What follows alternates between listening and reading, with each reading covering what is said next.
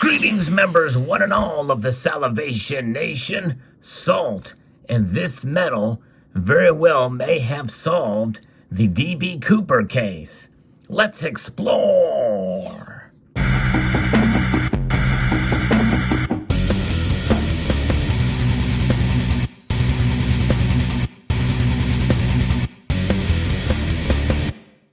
For those of you not familiar, the world has been fascinated by the only unsolved hijacking in the history of aviation, and that is the hijacking of Northwest Orient Airlines Flight 305.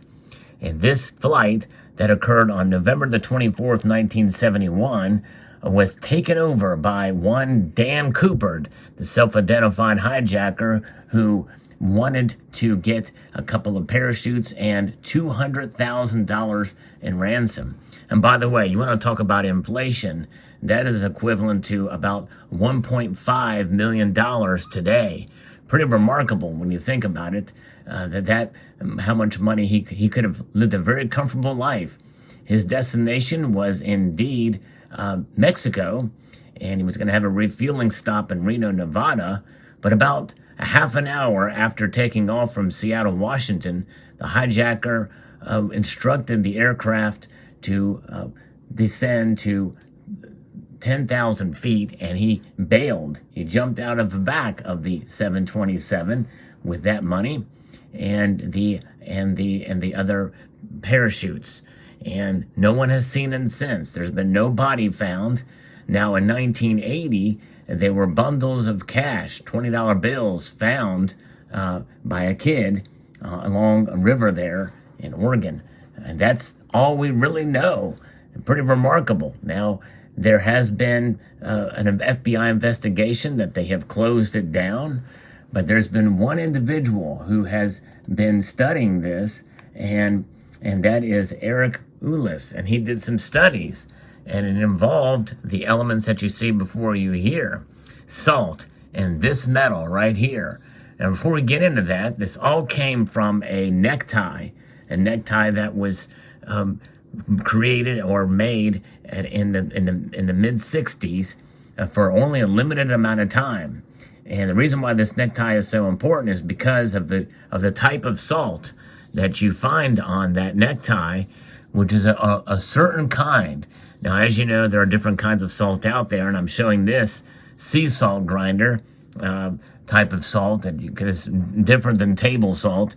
And the type of salt that was found on that tie is even more different, because a lot of the salt that you find is different than others. In fact, I've done an experiment with salt on an American Silver Eagle, and I was kind of surprised at how it can corrode silver. In fact, that's what the experimentations were with this salt, as well as this metal. Particles of this metal were found on the tie. What metal is it? Yep, it's titanium. That's right, titanium. In fact, this is a American titanium eagle. Yeah, believe it or not, I found one of these based off of a suggestion of a viewer, and it is an American titanium eagle. Now, obviously, this is not a real coin, but it's pretty cool that you can get titanium out there in the form of an eagle. And but nonetheless, that is the metal that was found, titanium. And what was going on is an experimentation with how titanium and the effects of salt either could corrode this metal. Now, how does that tie to Dan Cooper? Well, many feel that perhaps Mr. Cooper, which, by the way, that was a synonym, it wasn't his real name, and likely he was smart enough to use a fake name, and that is one of the cases where it has occurred. And so he feels this investigator, Eric Ulis, has said and narrowed down that those kind of chemicals were done at a research laboratory that specifically did research on titanium and the corrosive nature of salts on titanium. And the particular laboratory was very specific because there was only 8 people that worked in this laboratory. And the man closest to fit the description of all of those that worked in that laboratory, who, by the way, all wore ties, was a fellow named Vince Peterson. Pretty remarkable. Now, Peterson died about 20 years ago, but nonetheless, Ulis talked with his family to confirm some of the suspicions. And so he feels that even though there are others, and not only on social media platforms and other investigators who believe it was somebody else, this is true scientific evidence that very well could have led to this individual.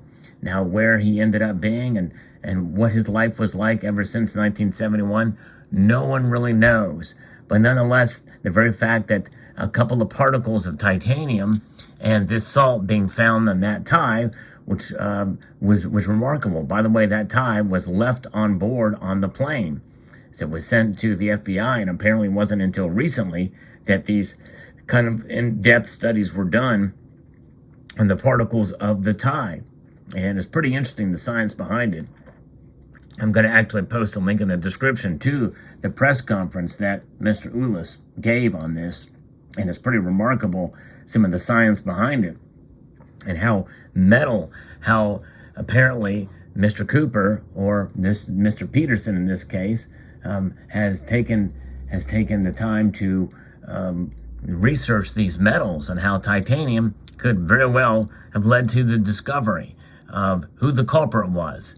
And apparently, if he died 20 years ago, apparently he got away with it for 20 years or more, or what have you, or maybe 30 years, got away with it for 30 years. If it's 51 years old, the case is. In fact, that's what people are beginning to wonder. Now, it is an interesting thing to that this information is breaking now, and where this leads investigators to potentially cause the FBI to open up the case to confirm these findings and to mark it as solved.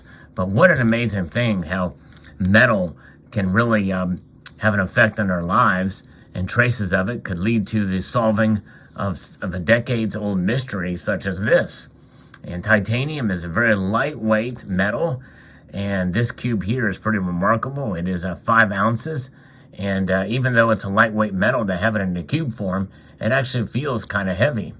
And these pieces here are 1 avodoporous ounce of bullion that could have been bought a few years ago.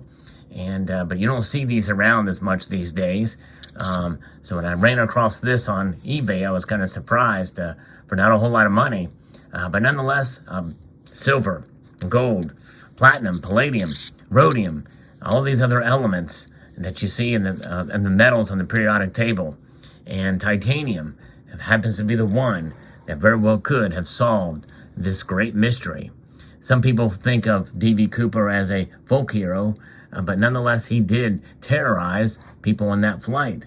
Since that activity, and knowing that it was unsolved, there have been some copycats since then, and we've seen 727s have been retrofitted with eponymous, what are known as Cooper veins, specially designed to prevent the aft staircase from being lowered in flight.